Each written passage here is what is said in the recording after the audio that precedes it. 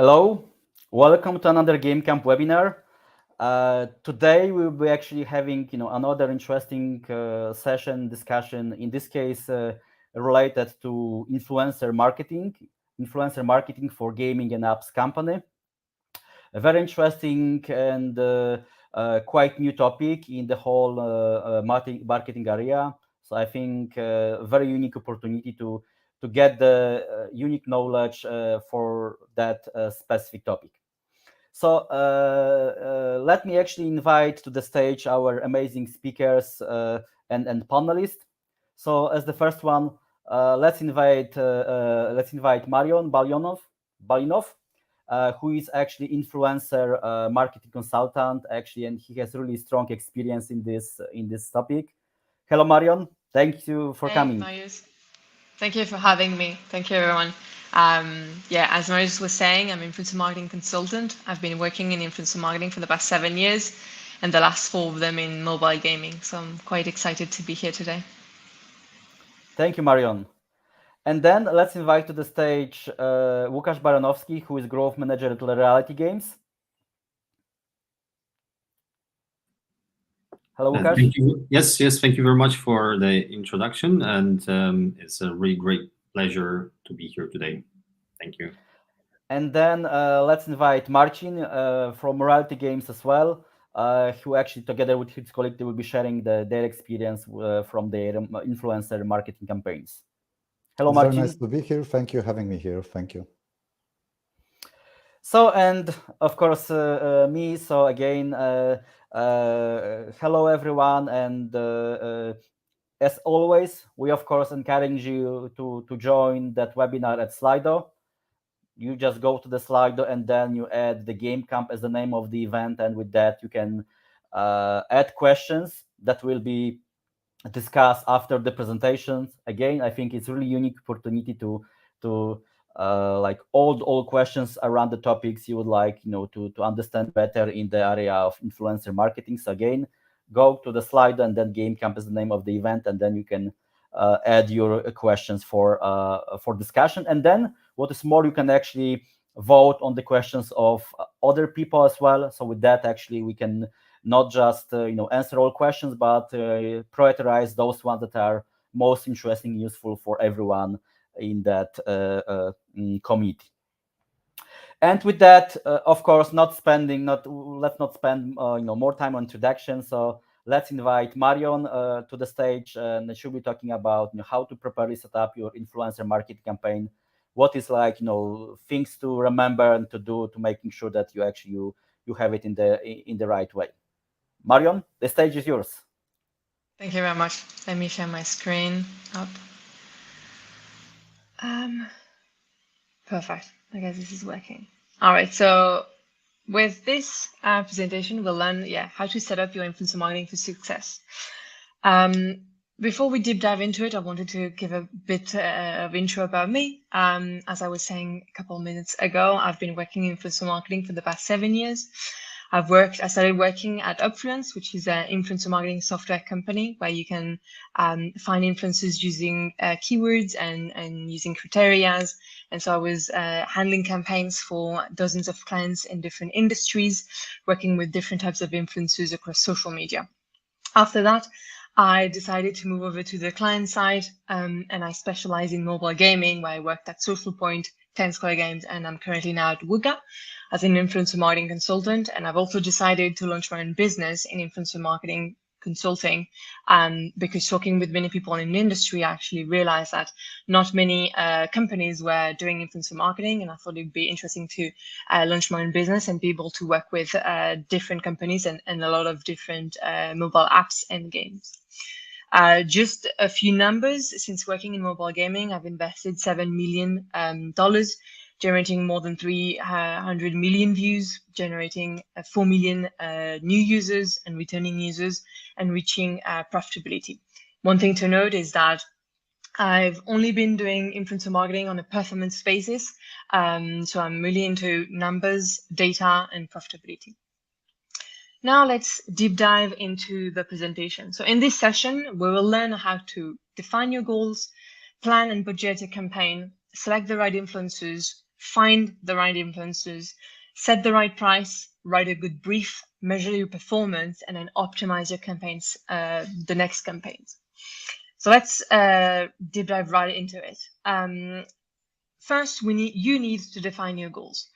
Everything that I'm going to be sharing in this presentation comes from my personal experience. Obviously, there's people with other experiences, so this is not the truth, absolute truth, but this is what I would recommend and what I've observed over the years. There's two types of goals in influencer marketing. First one is brand awareness, where you'll be interested in KPIs such as views, likes, and comments. And there's performance types of goals, where you'll be interested in installs, bookings, revenues, and ROI. Throughout the presentation, I want to take the example of one title just for you to better understand each and every one of those steps. So let's say that, for example, we are advertising a cooking title. For this cooking title, we want to do performance influencer marketing. So we want to drive installs, we want to drive bookings, and we want to achieve ROI. For this title, I know that the audience demographic that I need to target are females 25 years old and older. So now that I know what I want to do with that campaign, I need to plan and budget my campaign. To plan your campaign and budget your campaign, you'll need to understand which markets you want to target. In influencer marketing, contrary to user acquisition, it is more language-based rather than country-based, because influencers are going to be speaking one language and the audience is going to come from different countries with that said language. You'll need to understand the daily organic installs of your app, so we know how much traffic do we need to generate to be able to measure the results. And then will be able to define the install goals from your campaign, which is usually 50% higher, 50% of the daily organic install. I'm going to deep dive into all of this in the example. So to go back to our cooking title, let's say we are targeting English creators with English audiences with US, UK, Canada, Australia countries. Our app, let's say that it's generating between 600 and 800 installs per day on average. So let's say 700 roughly. So that means that we will need to generate 350 additional installs per day during the campaign. For this campaign, let's say we're working on YouTube. Why YouTube? Because from my experience, this is the best investment in terms of value versus conversion rate. For YouTube, the campaign length, let's say it's going to last 7 days. Obviously, this can vary from one campaign to another. Your campaign can last for 14 days and can last for 30 days. It's going to be a matter of like how long are you able to measure the results for.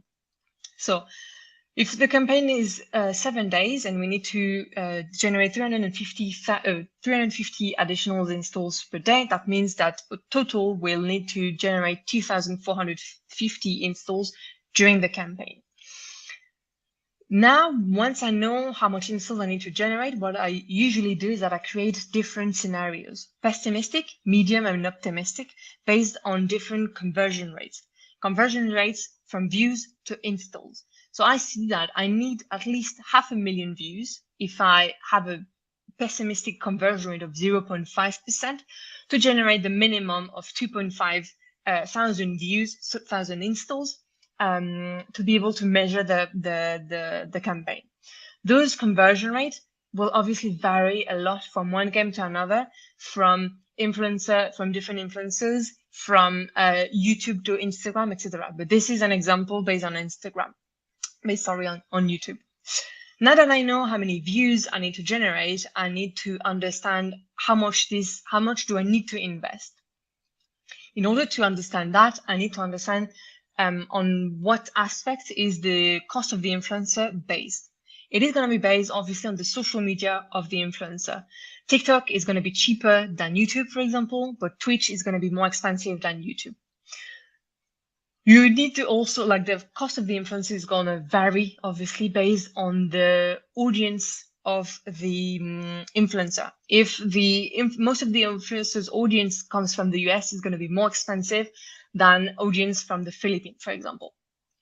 Then the target audience. The older the audience is, the more expensive the influencer is going to be. And finally, the influencer vertical is going to also impact drastically the influencer cost. A lifestyle influencer is going to be more expensive than a gaming influencer, simply because lifestyle influencer gets tons of proposals from brands, and so that makes the price rise up, basically. So let's go back to our example. Here, for that campaign, we're going to be working with YouTubers in US, UK, Canada, Australia, the audience that we want to target. We want to target females, 25-year-olds and plus. And let's say, for example, that we will be targeting cooking, lifestyle, and decorating types of influencer. One thing important is that if you're advertising, for example, a mobile game, you don't want to simply work with mobile gaming influencers. You can work with gamers in general. You can work with different types of influencers because in the end, the audience that you want to target may be watching other types of content than simply gaming, mobile gaming content. So having said all that, for my example, I know from experience that the average cost per 1,000 impression is going to be around $50. Now it's about planning the campaign. So $50 CPM for my 500,000 views, that's going to be a 25,000 investment. So now I know that I will need to spend at least $25,000 to run my campaign properly and be able to measure the results, because it's going to generate a big enough spike in my organic metrics installs to attribute that spike to the campaign performance. We'll go back to this at the end of the presentation. Now we know how much we need to spend. We need to understand how do we plan the campaign. One thing that is very important is that most of the traffic coming from influencer is going to be organic. People are going to see the link, for example, in YouTube in the description of the video, but they're not necessarily going to click the link. They might keep watching the video and then they might take their phone and find your game or your app directly on the App Store. So that means that we need to have all the influencer posting at the same time, so the traffic is generated at the same time during the same period of time, so you can again measure your performance properly. And ideally, nothing should impact the organic installs during the campaign period. That means no featuring, no icon change, no TV, no UI budget change, etc. Obviously, it is not always simple to be able to have a period where you have nothing else impacting your organic. That being said, at the beginning, when you're starting with influencer marketing, I would advise you try following those advices, because otherwise it's going to be tricky for you to measure the performance. Once you've started running your campaigns and you know how it performs, then obviously you can have other campaigns going on at the same time, because you'll be able to understand better the performance of your influencer marketing campaign and come up with a better way of analyzing the performance and excluding, for example, the featuring or the impact of TV, etc. Now onto the phases of selecting the right influencer. To select the right influencer, you need to understand what you want. You need to select the platform on which you want to find your influencers. Obviously, you've got YouTube, you've got Instagram, you've got TikTok, you've got Twitch, you've got many others. Then you need to understand, okay, what's the audience demographic that I want to reach? So you'll be looking at the age, the gender, the language, and the location of the influencer audience. Then you'll be looking at the influencer vertical that will match best your app or your game. There's tons of them. Here are the main ones. So we've got gaming, we've got fashion, cooking, lifestyle, DIY, true crime, ASMR, sports, family. In the case of the example of this cooking title, we could be working with gaming influencer. If the audience is quite feminine, we could work obviously with cooking, we could work with lifestyle, with fashion, with ASMR, with family, as long as the audience demographic are matching the one that we want to target. Then you'll have to have a look at the influencer performance. Check how many views the content is getting, or how many likes, how many engagement, what's the engagement rate of the influencer, what's their posting frequency. You want to make sure that your influencer is active, that the audience is engaged with him. Now that you know how to select the influencers, you need to find the influencers. In my perspective, there's 4 different ways that you can find influencers. First one is manually. So basically looking through YouTube, seeing the related channels, or going on Instagram and seeing again the related channels or the influencers that are talking to each other, etc. Or even like checking top 10s from Google or stuff like that.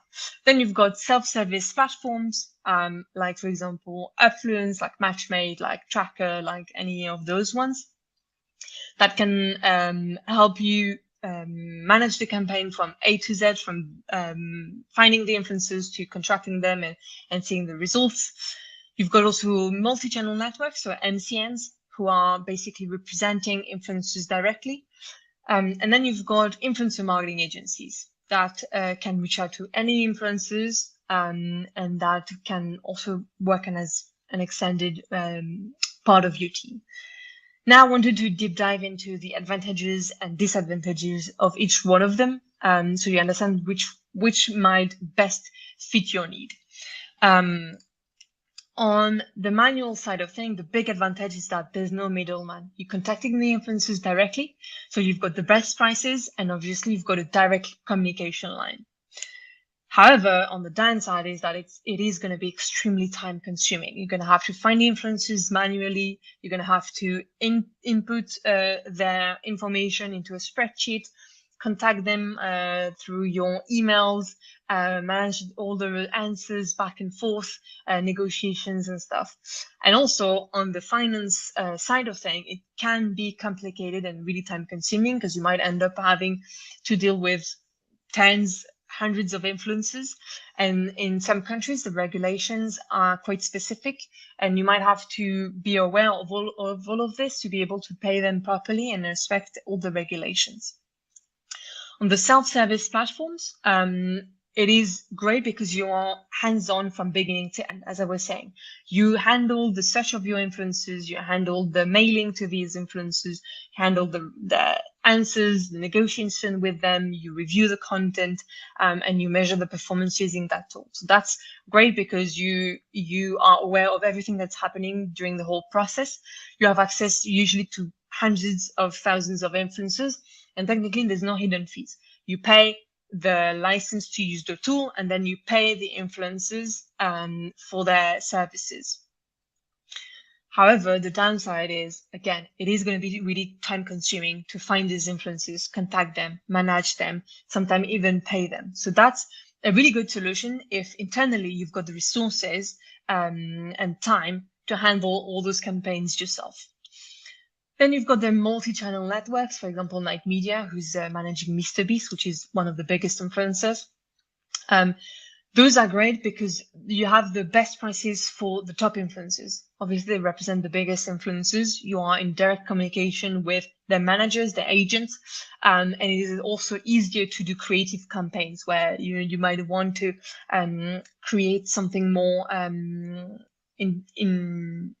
like in-game integrations where you put the influencer into the game, you create a character based on them, stuff like that. It is going to be easier because they have really direct access to the influencer. They're representing them directly, and they'll be the best ones to support you in that sense. However, the downside of those is that they are limited to only the channels within their network. So that means that if you need to launch a campaign with 100 influencers, you might have to work with multiple of those MCNs to get to the point where you have your 100 influencers. Finally, the influencer marketing agencies, as I was saying before, they are great because they can access a wide range of influencers. They're not restricted to only the ones in their roster, and they can act as an extended part of your team, right? So they will be the one finding the influencers, negotiating with the influencers, handling basically the relationship with the influencer, and you'll have to review the influencers, review the content, but then all the heavy lifting is done by the influencer marketing agencies. However, on the downside is that it is really important for you to find the performance-driven agencies, because out there's tons and tons of agencies. Some of them are very good, some of them are not so good. and might be really working towards branding KPIs, which might not be in adequation with your goals or your direct needs. And as well, something to be aware of is the commission fees. You need to be asking them, okay, what's their commission fees? Like, how do they work? How do they get the money on that campaign? And try to find the ones that have the lowest commission fees for you to get to the best prices, basically. Now that you know how to find the influencers, we'll need to set the right prices. From my perspective, the main two ways to set prices are either flat fees, which is going to be a fixed amount, or there's going to be performance-based prices, which is going to be variable based on the performance. Now, the big question is, okay, how do I set the right price? On the flat fee basis, what I usually do is that I'm going to, for example, for YouTube, I'm going to be looking at the numbers of views that the videos of this specific influencer is getting on average. And I'm going to be looking at the views during a certain period of time. So if my campaign is going to last 7 days, I'm going to be looking at the views that the videos are getting on average for 7 days. And then on the performance side of things, you usually agree on a CPM. So for example, that's $50 CPM. You agree on a performance window to make sure that you're not going to be paying for the views lifetime, but just on the time frame that you want to. And you're going to be agree on a maximum cap. The maximum cap is something that is very important because if you're lucky and the videos goes viral and gets millions of views, you don't want to be paying for all of those views, even if they reach millions of views within 7 days. So you want to add a maximum cap that you're willing to pay regardless of the performance after the performance window. And sometimes influencers might ask for a minimum guarantee. That is going to be the guarantee for them to get as little as this amount, regardless of the performance. So now, if we go back to our example, let's say that we work with Natasha's Kitchen, which is a cooking channel on YouTube. This influencer's got a 74% female audience, really decent amount of people older than 25. So this is basically exactly the kind of influencer that I want to work with. So what I'm going to be doing is that I'm going to look at the 7-day views from the past 10 or 20 videos to understand, okay, how much should I pay this influencer? Let's say that on average, she's making 135,000 views per video within 7 days, but some videos go as high as 230K and some videos go as low as 100K. So when I make my prices, let's go for the flat fee basis first. I know that I want to pay $50 CPM for my influencers for this campaign, because this is the average for this type of influencers.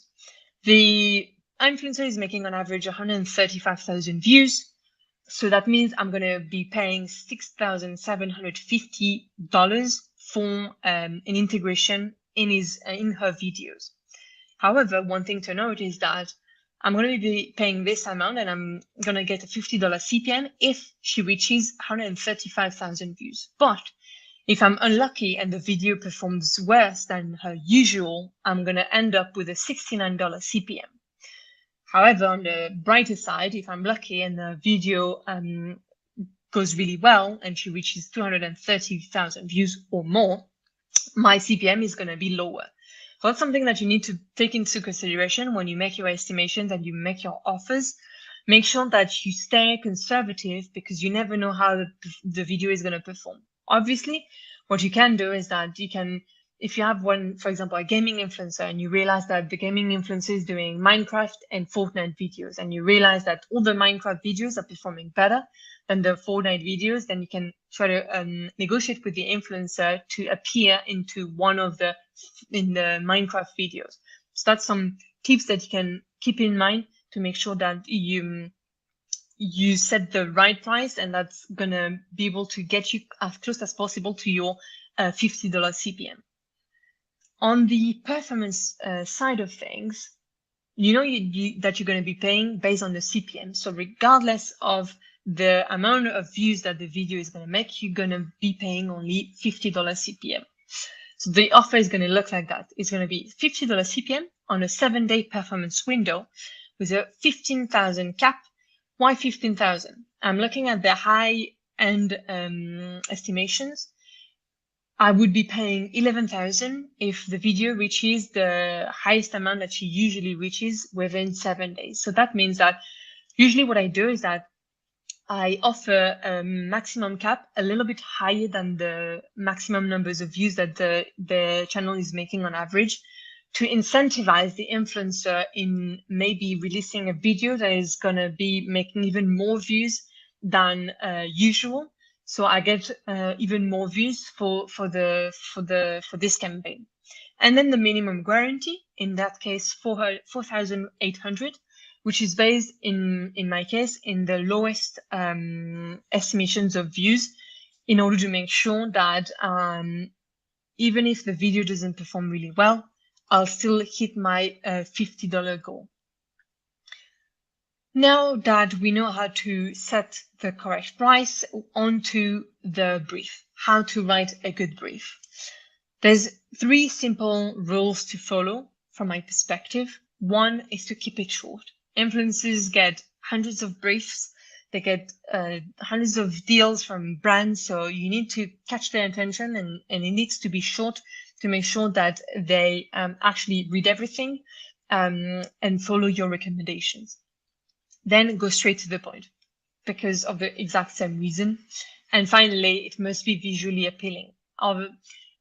When you compare a Word document of 10 pages versus maybe a Google slide presentation with some videos, some visual assets, it's going to be more appealing for them to actually go through it, make sure that they understand all your guidelines, and for them to deliver the best possible integration for your campaign. In terms of example, what I usually do is that I create a Google slide presentation, usually less than 10 slides, to make sure that we keep it short.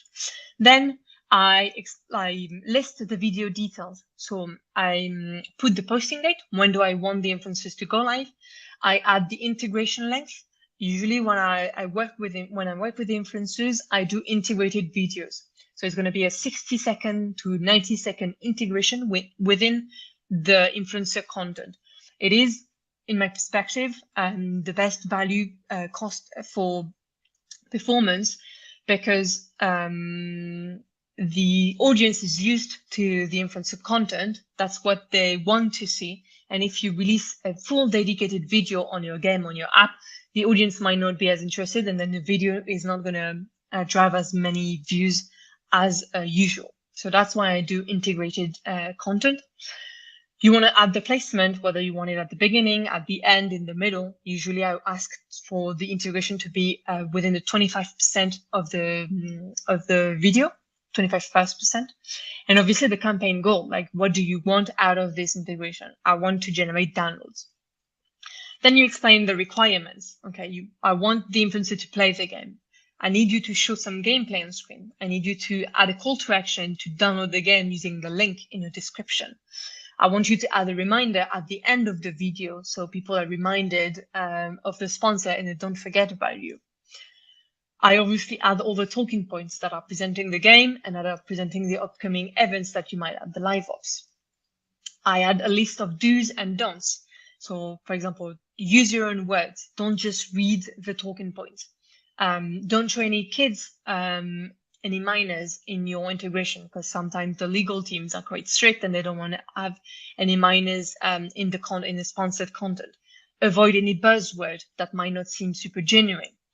And finally, provide your influencers with trailers, gameplays, logos, characters, fonts, and key arts for them to create their integration, and for them to be able to produce the best possible content.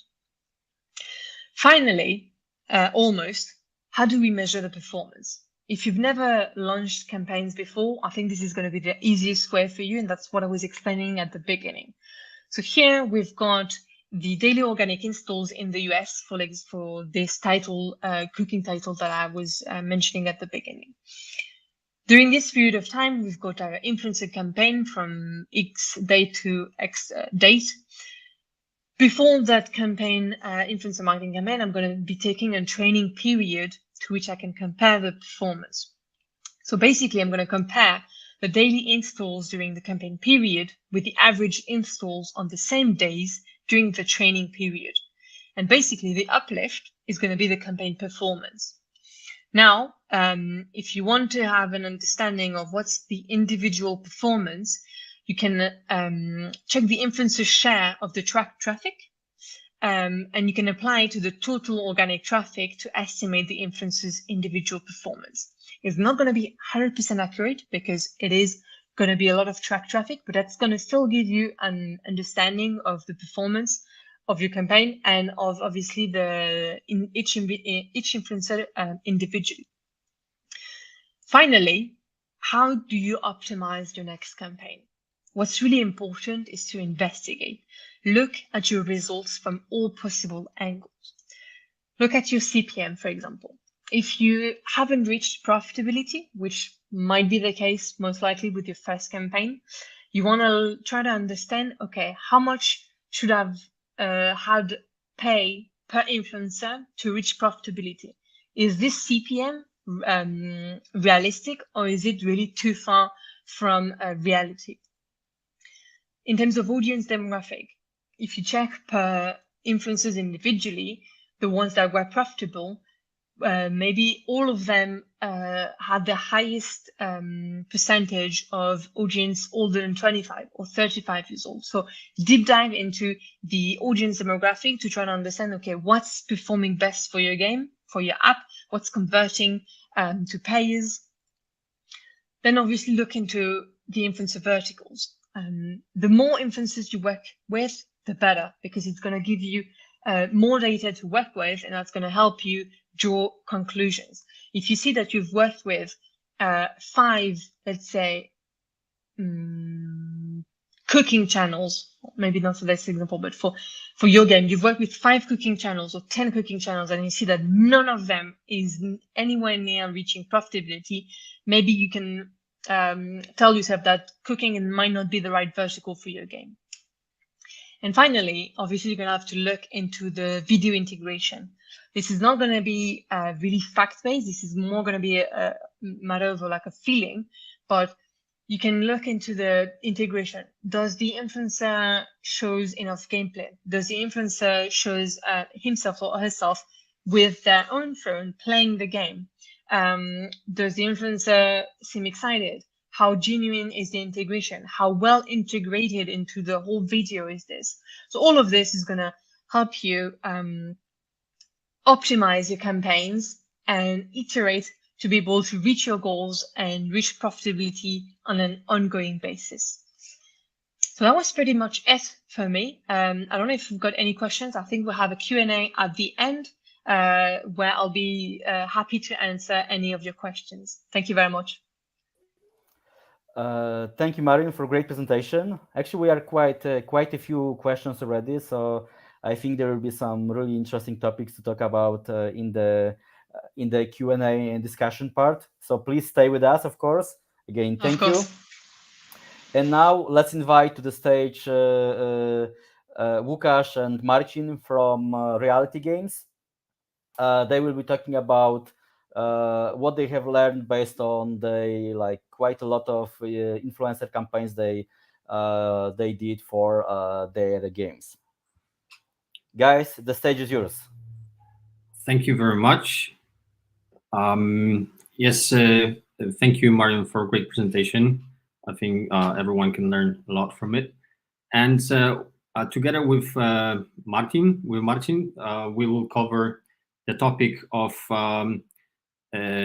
our strategic and operational point of view in influencer marketing. So we'll extend actually what Marion said before, and we'll show you detailed examples. But first, let me very quickly tell you who we are. We are working at the Reality Games, developer of Landlord Go, which is the biggest geolocation and property trading game in the world. We have millions of players using augmented reality to buy and sell real buildings in real locations. And lots of those players come actually from influencer campaigns. First, let me quickly go through the agenda. First, we'll talk about the advantages and disadvantages of the influencer marketing. Later on, we'll move to the strategy. We'll tell you more about deciding factors. We will talk about the communicate. How do we communicate with the influencers? Also, we'll cover the topic of how we make the brief, and at the end, we'll show how do we analyze it, what KPIs we are looking at, and the advantages and disadvantages of the influencer marketing. Someone once said that the influencer marketing is like investing in the startups, and I completely agree with that statement.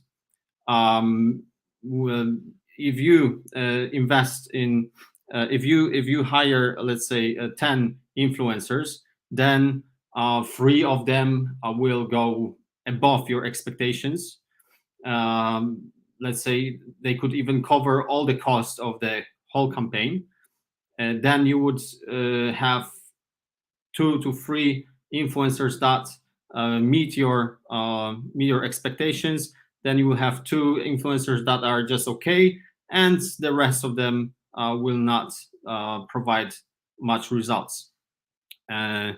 So what do? We don't place the bet on just one influencer. We choose many of them. Here we have the example from Denmark.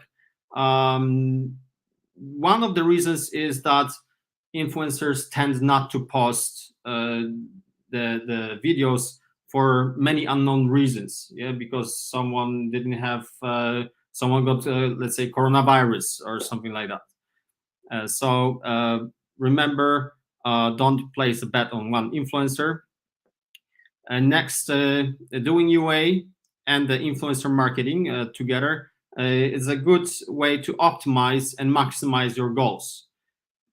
Next, some markets work better than and some are more difficult. In our case, we noticed that smaller tier 1 markets are much better. Let me tell you why. Because our initial goal is to get to the top 10 in the games category in the shops, in the Google Store and Apple Store. This gives us a lot of extra downloads.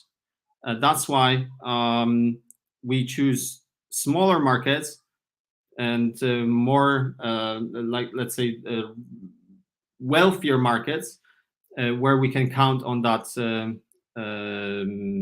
extra uplift. And what kind of apps perform better? And actually, it depends on your niche. If you have a game about fishing, yes, then you will start looking for the influencers that talk about fishing or things that the male audience is interested in. If you're gonna talk about cats, you will find influencers that talk about cats, and probably more female audience will be involved. And let's move to the strategy. Marcin?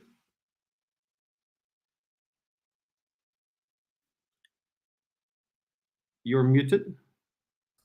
Yeah, thank you. Sorry for that. And please, next slide. Okay, so what was our main goal? Of course, we all know that we are doing this influencer campaigns because we want this users and players, new players, but it's not the only one, because our main goal is to get to the top in the shops in different categories. For our game, the main category is games, and that you can see our table from previous campaigns, that you can see that we managed to reach those goals in mostly of those campaigns. And that's why we are not doing very long campaigns, but like 1-2 days only, and to have a big impact, and all the influencers post together to get to this top level shops. How we know how to know how many installations do we need? So we are using App Any, and every 6 months we are taking the data from there, and we know how many installs we need to get to to be the top in the shop, in games, or in the category you are interested in. Why not overall? Because it's more competitive, and there is a big numbers to get to the top in overall. Okay, another important metrics is lifetime value. Lifetime value is different for every country and for every app. And as you can see, this is average spending of a player in the game or in the app. And we don't want to pay more than this lifetime value 180. And in our case, in Hong Kong, it's $7.50. And to get there, we have to negotiate. As we know, let's be honest, we all know that influencers could be very spoiled today. So if you are well-known, you can be very picky. But this does not mean that you don't have to opportunity to negotiate. Actually, you have to, and we have a very good experience with this, and you can cut the initial price almost always. But that's why we are preferring we prefer the mid or to high-class influencers, that top big well-known influencers or YouTubers. What do we take in consideration when we're looking for a perfect influencer? We are taking 5 last videos and make some calculation, because those numbers can be different for every video. When as you can see, the previous 1 videos before, there is almost 400,000 views, and just not next one and only 3,100. So that's why it's better to take like videos from 1 or 2 months and make average.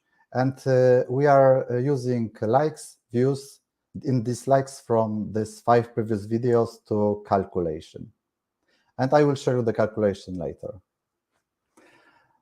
Sometimes, especially when the game is not casual, but like ours, when we have a specific target audience, so we are looking for influencer with this specific audience. And in our case, it's male players 25 plus. And this is 2 examples of 2 different influencers. And as you can see, the first one with the male audience almost 93% will be much better to consider than the other one, where there are only 50% of males. Another important metrics is geography. It has to be considered when you are, especially when you are doing campaign in the specific country. So, for example, if you're doing a campaign in United States, you have to check if the audience of the influencer is mostly from this country. Because sometimes, especially it depends on the content, it could be very scattered audience. For example, like 5-minute crafting or something like this, similar channels. There is no like one very specific country of the audience, but they are very spread. Another important metrics is engagement rate. Sometimes seemingly similar influencers and YouTubers may differ in this indicator. The higher engagement rate, we can expect higher numbers of downloads and higher numbers of installs. So to wrap it up, this is how we calculated the expected number of clicks in our affiliate link, because we are under every video, we are using our affiliate link with some extra goodies for the viewers. So all those indicators decreasing or increasing the final number of clicks.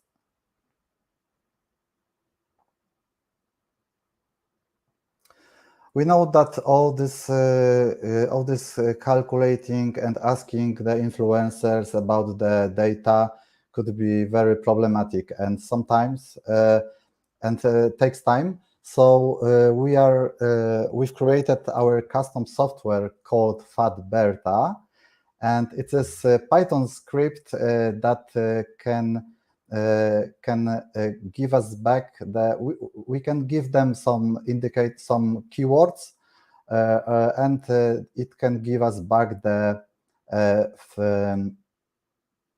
exact number data from the exact number of the video we are interested in.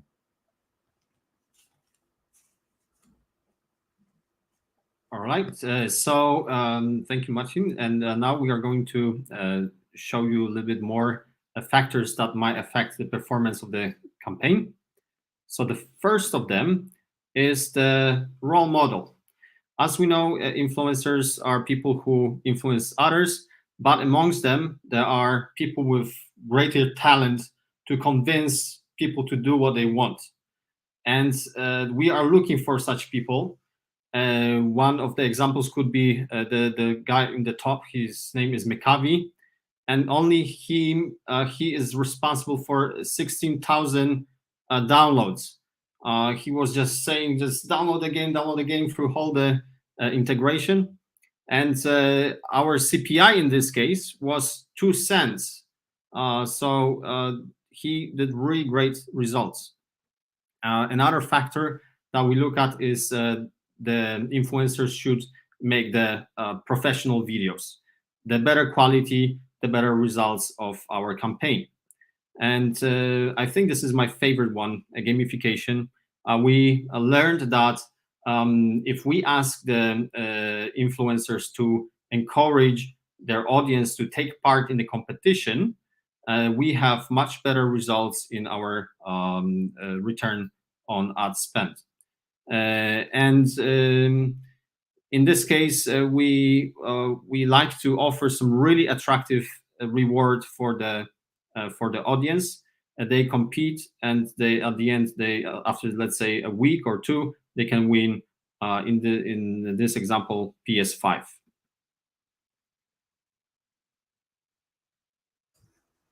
Okay, so how do we look for the right influencers and how we communicate with them? Firstly, we are using different third-party tools.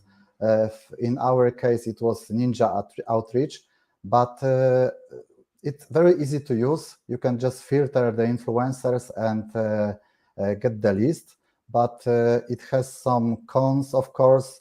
Sometimes it was like database size, small database size, or in some cases the data we've got was just the estimation. We are also looking for looking directly on YouTube manually, search or with the another tool, custom software we've created. Yes, thank you.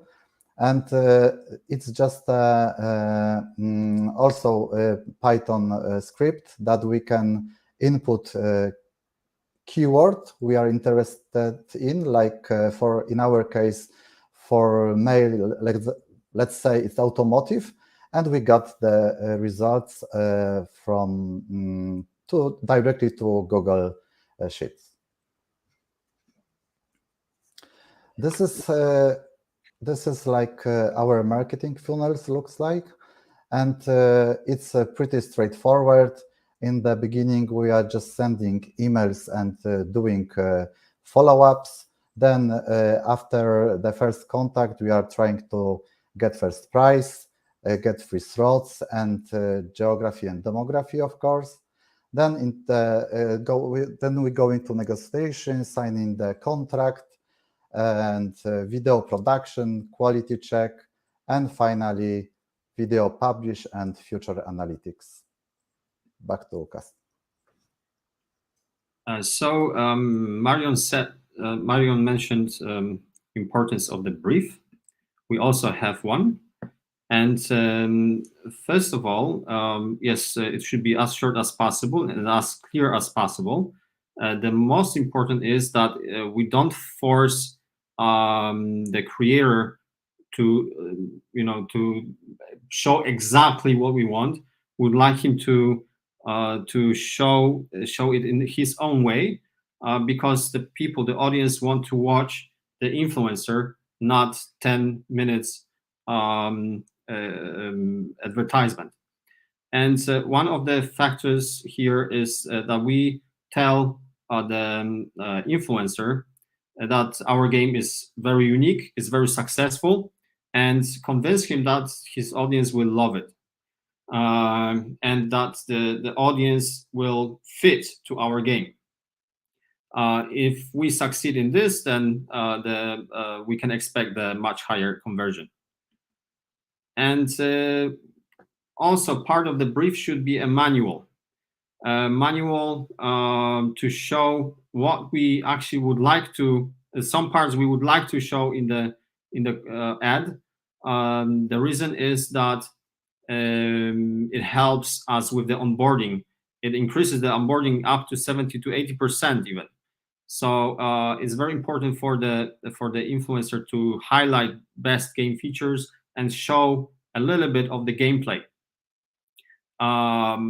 Also, it's important to send a message about the gamification, to remind the influencer to ask his audience to beat him in the game. Also, tell him all the important details, like that the game must be that the link to the game, to download the game, must be visible without the need of clicking view more in the YouTube description, for example. About the video creation, as I mentioned before at the beginning, our game is about buying buildings. So we always ask the influencer to actually show how he buys some famous building, and it works really well. So this process of buying building helps us to encourage people to download the game. And we learned that integration is much better than dedicated video. We did some dedicated videos. We thought that it would be really great to have like all film only about our game, but it didn't work. As I mentioned before, people don't want to watch 10 minutes advertisement of your product. So we decided to go for 90-second integrated videos. We divide them. The perfect setting is that we divide the integration into the 3 to 4 parts. The first part would take about 60 seconds and will show the onboarding in the first 2 minutes of the video. And then in somewhere in the middle, we encourage influencer to show how he plays the game in a natural way. Also, let's say he can show here how he buys that building. And at the end, of course, we like to have a reminder and also the invitation to download the game and taking part in the competition. We also show the influencers what are the good and bad examples. This way we can convey the message that there is some level of quality that we expect. And very important, the release date. As Marcin mentioned before, it's super important that all the influencers put the videos on YouTube at the same time. It will give us that extra uplift that we mentioned before. Also, as you can see here, we have the link to our video, to our game. At the top of the description, and then the users don't have to click show more to download the game. And after the video is released, we have our learning process. We do a lot of analysis. Here are all the KPIs that we are looking at, and we divide the results into two categories. We look at the results from the market level and also from the level of the individual influencer. From the market level, most important is, of course, the return on investment and the number of installs. And also here, before mentioned uplift, yes, which results from the getting to that top 10 in the games category. From the level of the individual influencer, most important for us is the value for money. Yes, we must make sure that the influencer is profitable or not. And here you have, here we can show you a little bit of how we analyze it. We have a dashboard with all the results. As you can see, some of the campaigns are really, really great, but not always we succeed. Like, for example, in Brazil, we spent quite a lot of money for an expensive lesson.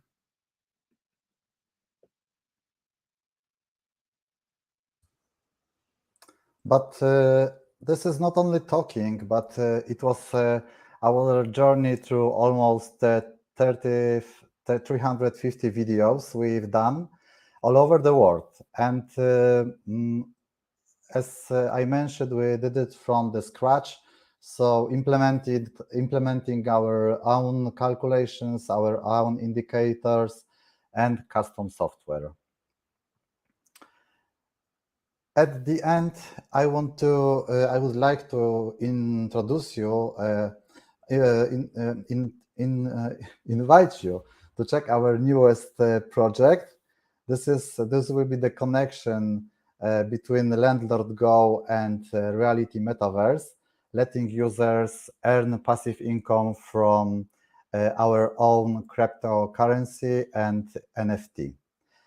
And now, if it's possible, we would like to play one of our best performing campaign video.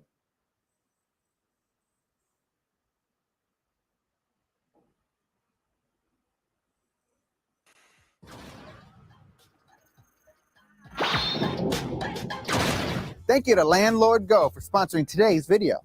So you want to be a millionaire gamer, huh? Well, Moneymaker Jerry is here to help you out. Why waste your time owning a cool angle kit when you can be an owner of a city? It's all possible thanks to Landlord Go. But Moneymaking Jerry, I don't know anything about real estate. Well, don't worry. I got my assistant Jimmy live on the streets to show you how. Jimmy! That's right, Moneymaker Jerry. Today I'm going to show you. Jimmy, where's your jacket?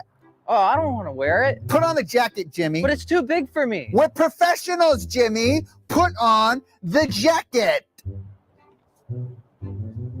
Using AR technology, Landlord Go turns the world into a living video game where you can buy and sell real properties. Say hello to the new owner of the Santa Monica Pier. Level up your status and enhance your portfolio by collecting rent, taking bids, or adding to the marketplace. And thanks to the new global feature, you can travel the world safely and own properties outside of your city. This game is a blast. And if you love Monopoly and Pokemon Go, then it's the mobile game for you. So click the link in the description below to download the game and receive $1 million of in-game cash, plus a special influencer pack will be waiting for you.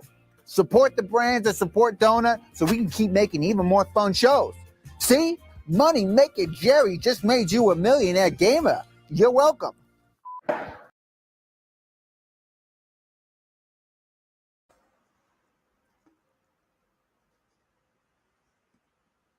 Yes, thank you very much for your attention and listening to us. It was a pleasure. Thank you very much. Thank you guys for a great presentation. I think it's actually great time to to go to this Q&A and discussion part as well.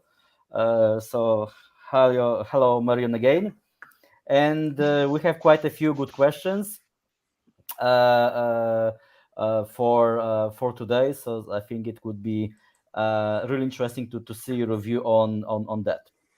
So if we start from the questions. Let us put that on the screen to see it, actually, to make it even easier.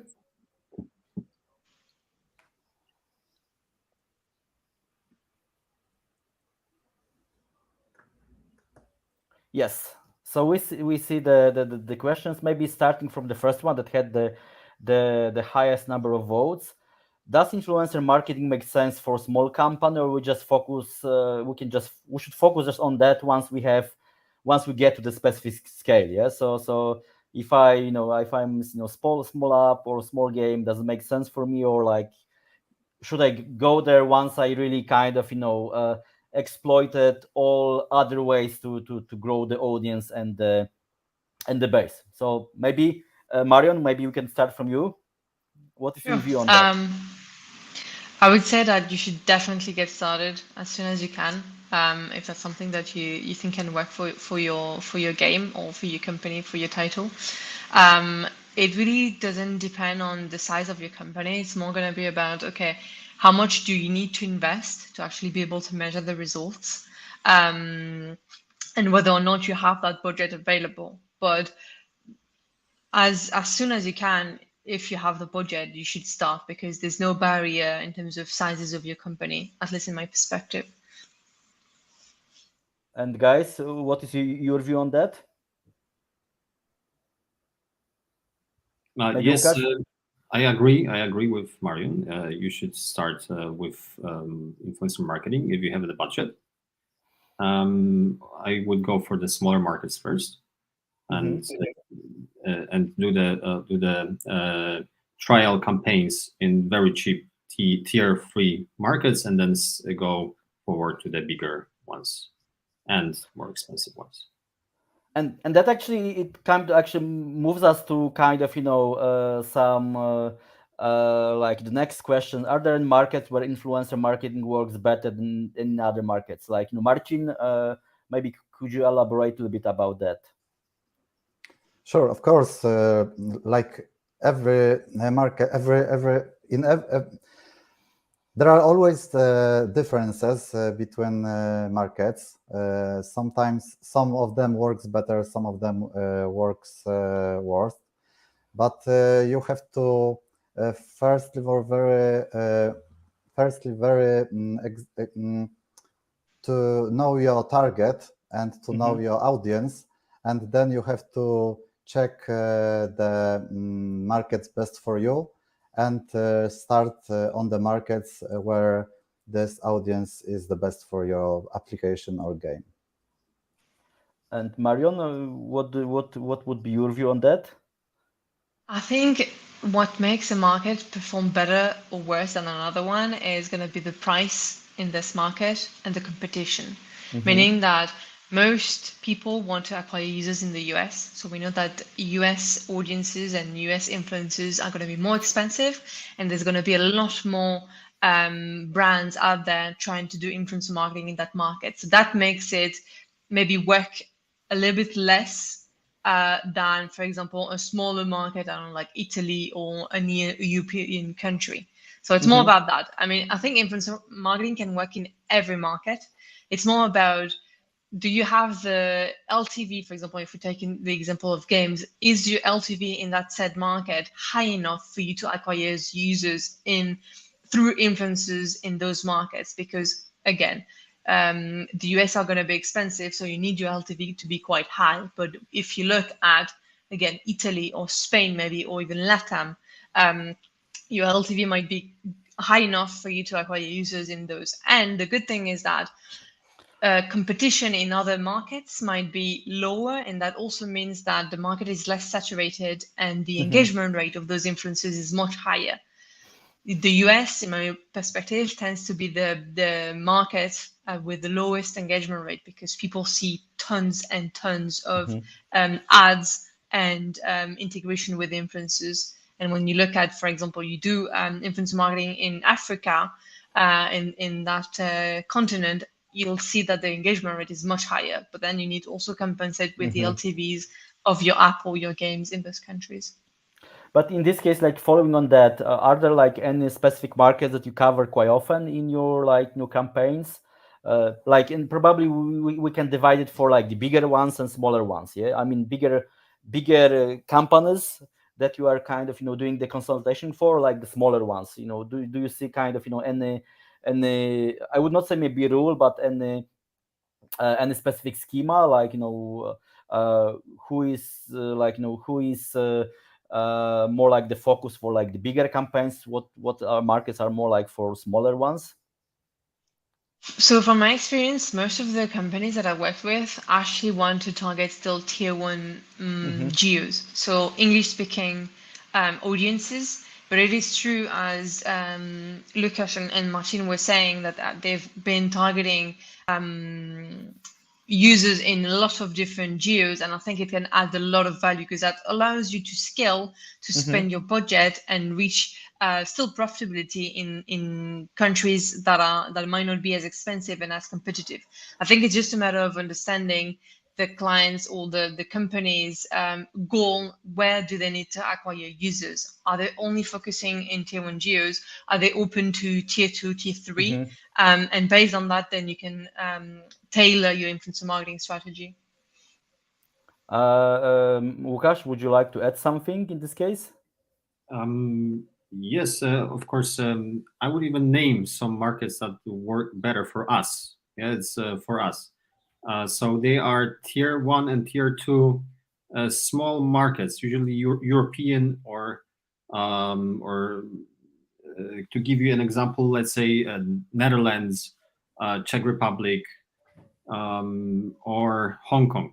Yeah, so these are small, pretty wealthy countries where we can really count on that uplift, which is the key. Thank you. I want to add that also you have to take in consideration your goals, because sometimes if you need cheap traffic, you have to target cheapest countries, and if you need high ROAS, you need to target more wealthy countries, but more expensive. But as I understand, it's kind of matter of risk as well. Yes, also kind of the kind of more advanced and rich country you are going after, it's like that comes with higher price, so that means higher risk as well, as I understand. Yeah. Yes, of course, higher risk and competition. So what we do, we always go a little bit over than planning. Yes, we don't just exactly plan to get, let's say, 10,000 downloads, but we go for, let's say, 20 or even 30,000 downloads. And that actually comes with that comes actually the next question, like how often did you see that specific influencer campaign was really total disaster? Yes, I mean, of course we always focus on getting the best possible results, but we need to be kind of be prepared for the worst as well. But how often did you see that for some specific reasons, maybe you can name a few such reasons, specific campaign was lower than, for example, expectations, like Łukasz, maybe starting from you. Yeah, I have actually a very good example. It was the first campaign that I ever did. and that was a test campaign, but I had a lot of hopes into it, and it was in Philippines. That was right in the middle of coronavirus, and I scheduled all the films and scheduled all the influencers, and right at the moment when they were supposed to go and make the videos, a typhoon has arrived in Philippines, and that was complete disaster.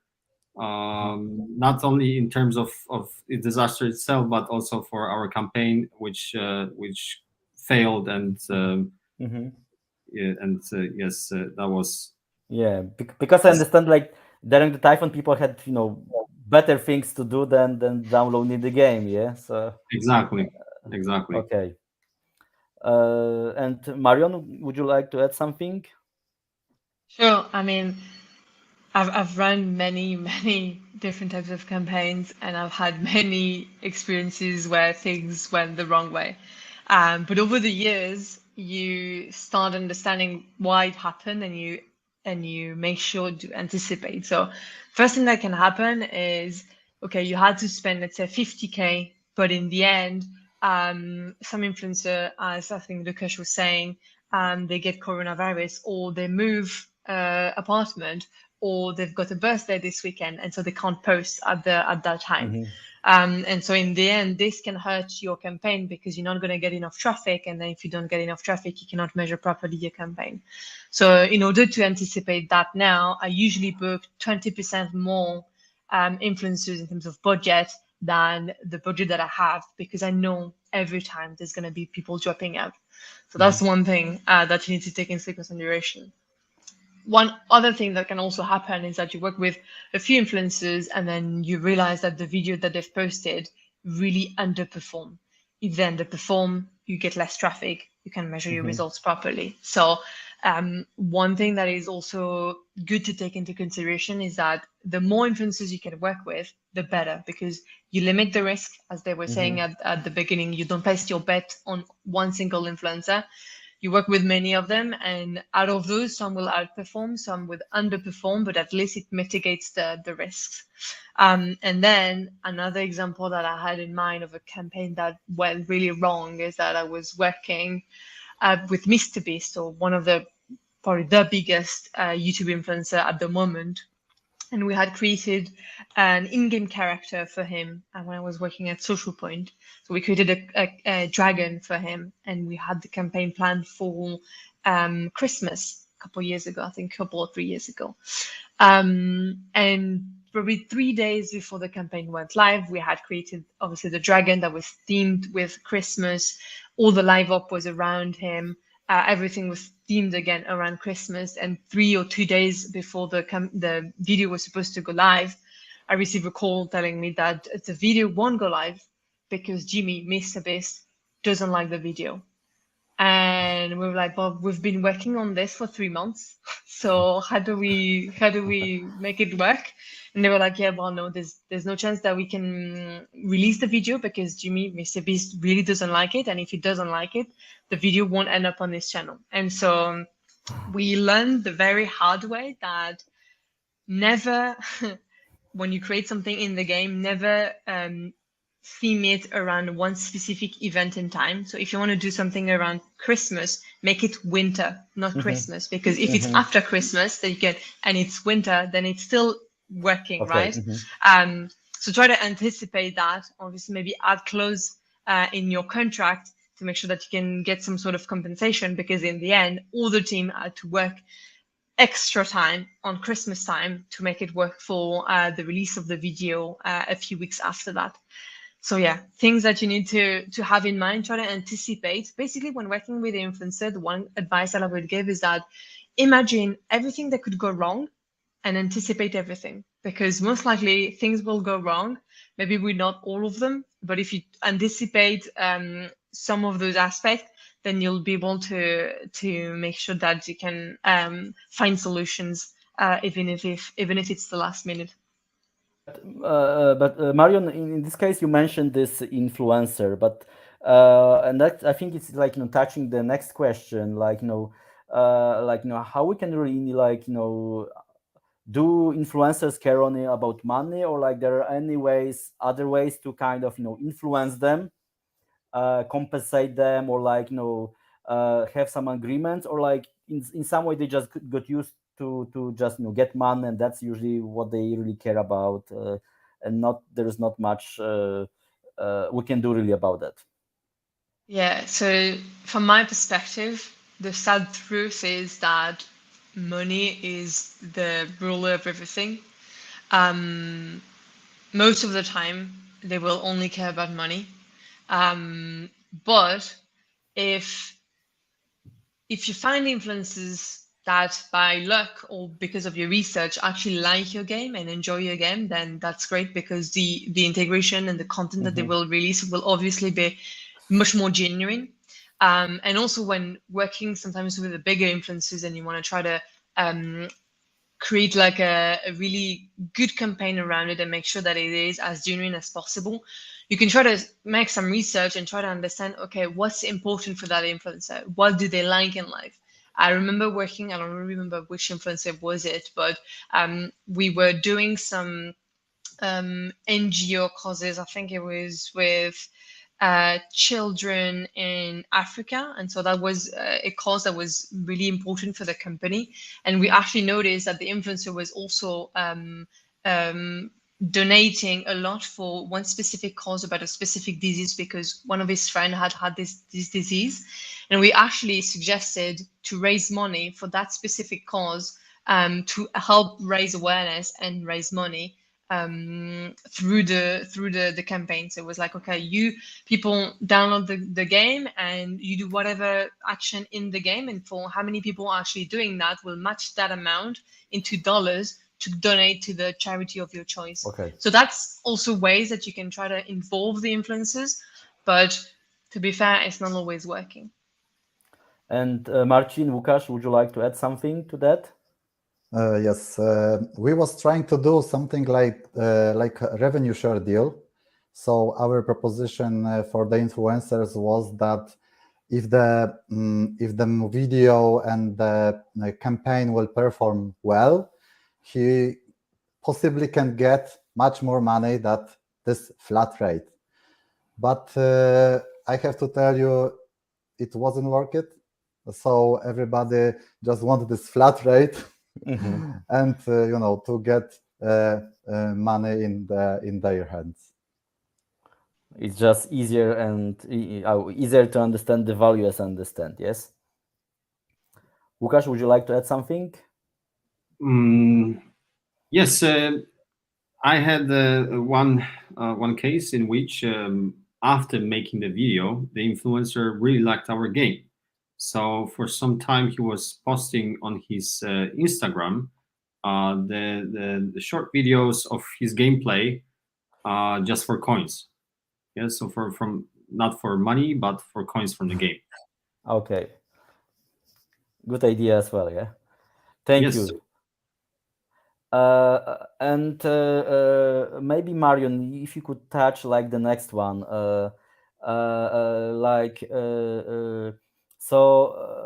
in this case, from your experience, does it make sense to focus on like the most important influencer in the specific category, or it makes more sense to look for really small and niche influencers? How do you see it from your experience? So there's two different situations. If you're starting out with influencer marketing, I would definitely recommend you to go with the smallest influencers, because that means that you're going to be able to work with tons of them. You're going to spread the risk amongst many influencers, and you're going to gather a lot of learnings. Working with the top influencers in certain niche is going to be very expensive. It's going to be very expensive, and that means it's going to be very risky, especially if you don't know what performs for your game. But if you've done influencer marketing for a while, you've started getting learnings, you know that, for example, I don't know, cooking channels are a super good fit for you, then you can start considering working with those top cooking channels.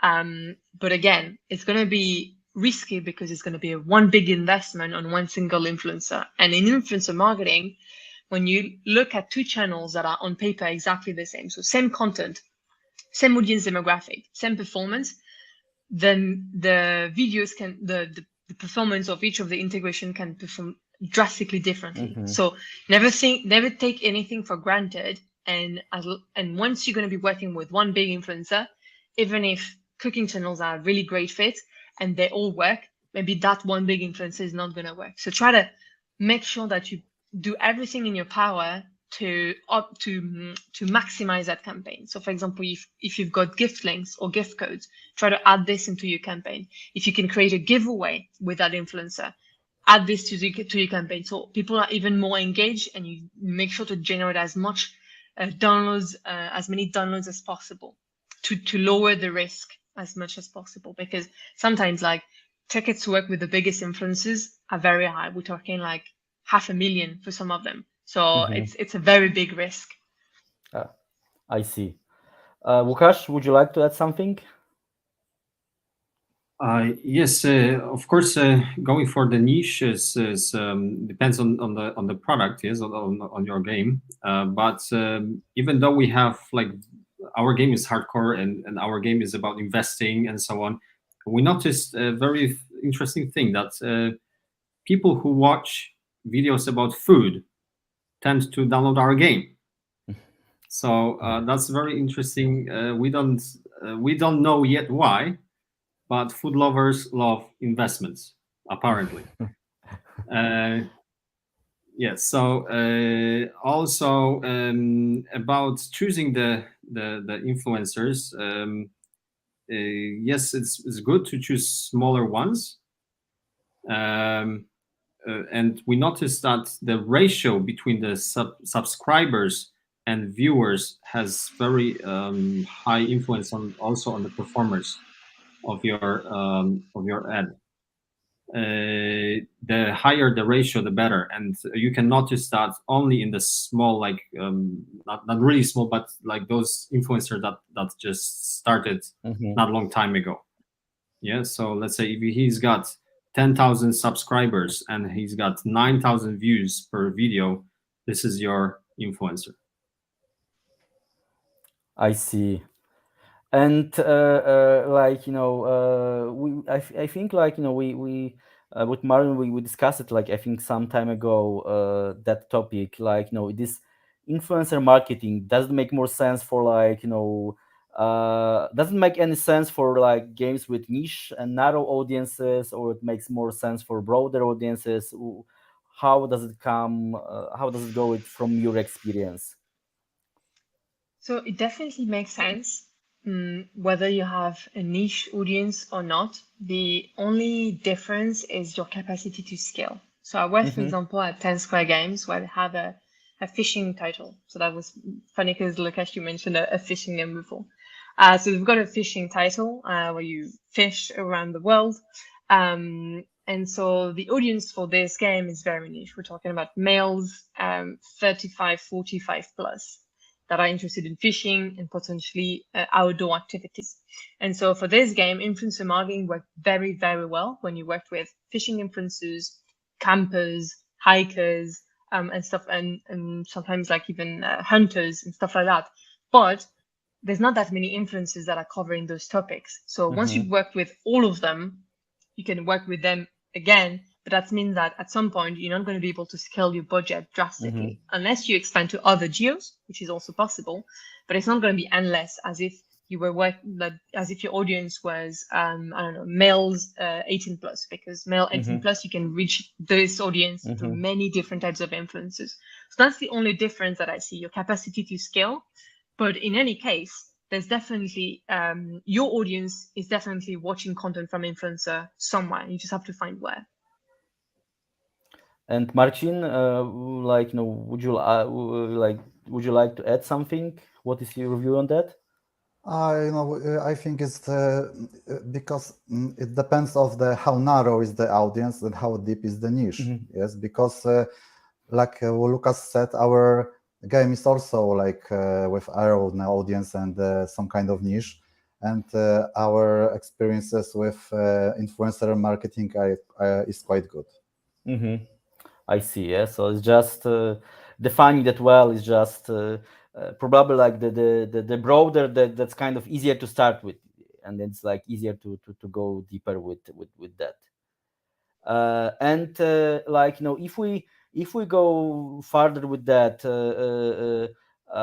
like, you know, there is, I think, a lot of discussion around, you know, how to connect, you know, influencer marketing with UA. Yeah, because on one side, like Marion, you mentioned that, especially for like measurement, it's good that make kind of, you know, specific kind of, you know, UA constant at a specific time, because then we can really, you know, get some better picture of incrementality, or like better information about the scale of the campaign.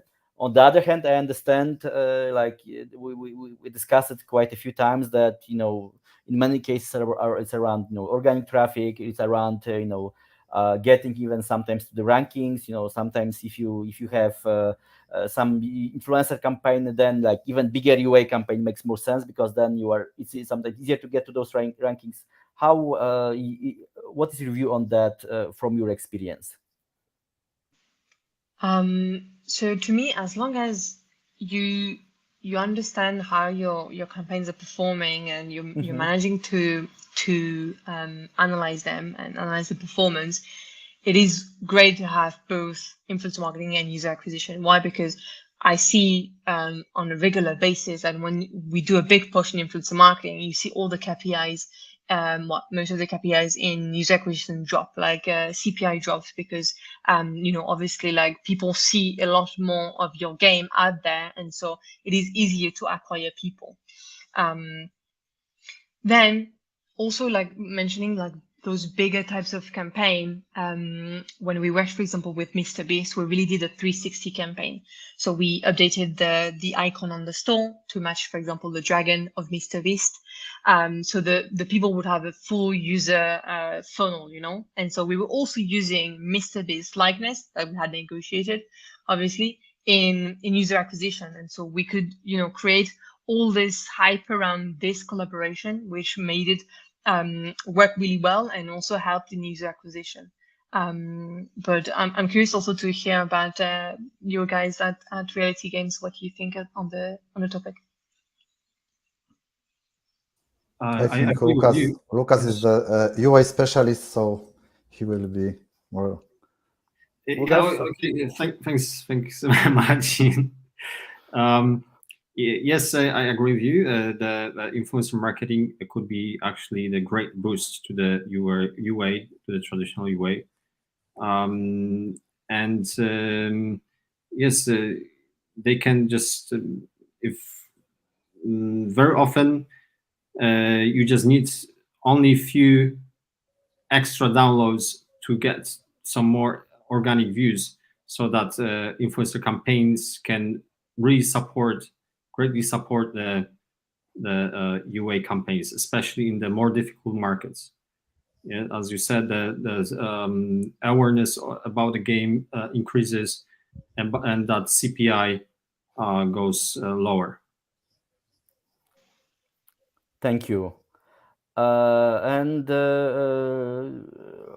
Like, you know, in this case, we kind of discussed a little bit, but maybe you could mention, like, you know, some, like, the most important factors that actually, you know, can influence your scale of your influencer campaign, like, you know, having difference between like some plans and the reality, like, you know, what like people who especially are starting influencer campaigns should really take into consideration to avoid any potential problems, minimize the risk. Yeah. So, Marion, maybe you.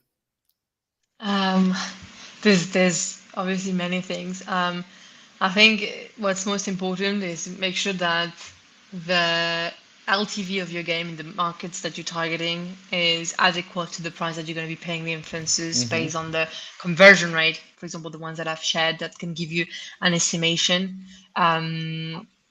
Because if you cannot get enough installs at a decent LTV, there's no chance that you can be profitable. So try to anticipate and have like onboard a little bit more creators than what you need, because some of them are going to drop out.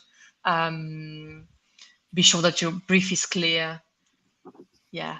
Everything that, honestly, everything that we've shared today, I think it's extremely valuable for anyone that wants to start. And there's tons of tips that should be followed that can help anyone to start their influencer marketing journey.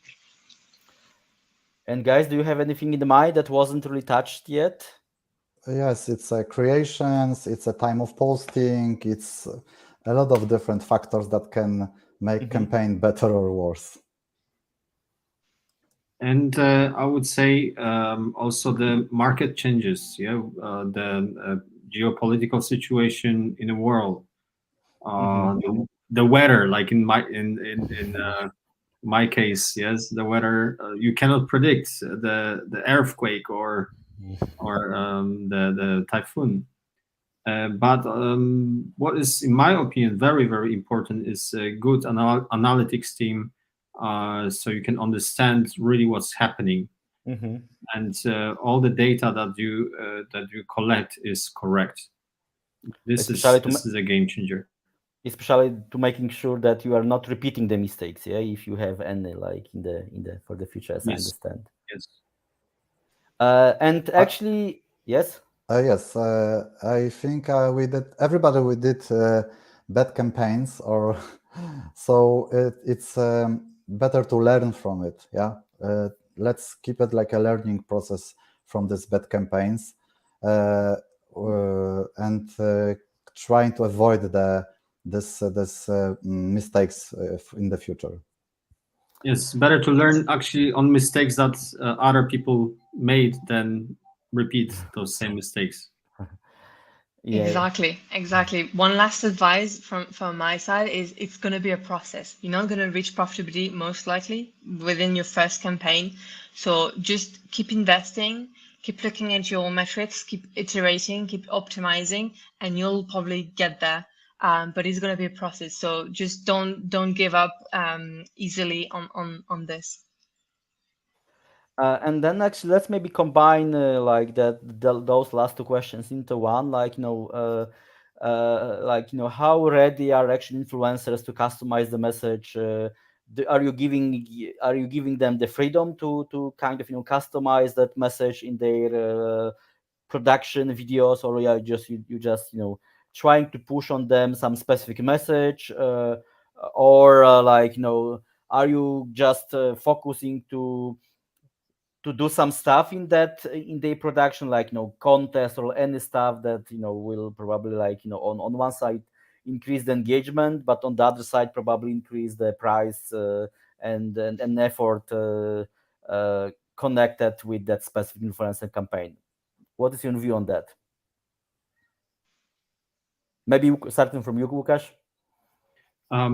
Yes, what is my view on that is that yes, we convey a lot of messages to the influencer to just put it in his video. The ultimate goal for us is the high ROAS. Yes, so the more so we ask the influencer to download the game, to ask people to download the game, and we ask him to tell the audience to join the competition. Competition also gives us really great results. People tend just to spend extra money, to win that PS5. So that works for us really well. Marion, would you like to add something? Yeah, contests and activities like that are definitely not a waste of time. From all the experiences that I've had, they've always increased, like engagement rate, install rate, etc. But it's a matter of like finding the prize that resonates with the audience, right? If you can even find something that is related to the influencer himself, sometimes it's even better. Like, for example, for everyone that plays the game and reaches level 10, amongst all those people, we'll select randomly 10 people that will win a custom hoodie signed from the influencer. And, that's the kind of thing that really engages the audience even further and help, improve the performance. And related to the messaging, I think it's really important in your brief to be specific on what you want from the influencer and what are the talking points, but really give them creative freedom to create the content that will look like them, that will sound like them, so the audience isn't completely lost when they see the ad that it doesn't look like the influencer content. So giving them the freedom, but giving them all they need to understand what they're talking about and share the message that you want them to share, but in their own way, basically. And about customization, the messages, we are also giving them the assets, and they can use it, and it's much easier for them to create something that will connect us with them, with their content, and it will be like approved by us, yes, if we are giving them the assets. Great. Thank you for like great discussion. Thank you for like great presentations. Thank you like Marion, Marcin, Łukasz. It was, I think, really interesting, useful webinar. Again, thank you for your time and sharing your knowledge with the audience. To everyone who is watching us yet, again, thank you for your spent time. Of course, remember about our webinars for the future. Like look at GameCamp.io at any information about next webinars. We will be posting them from time to time as well. Feel free, of course, to reach out to Marion, Marcin, and Łukasz for like more information and more like the question again is good opportunity to go deep with that topic. With that, again, I would like to thank you for your time and hope to see you next time as well. Thank you very much. Thank you very much. Have a good day, everyone. Have a good day. Bye-bye.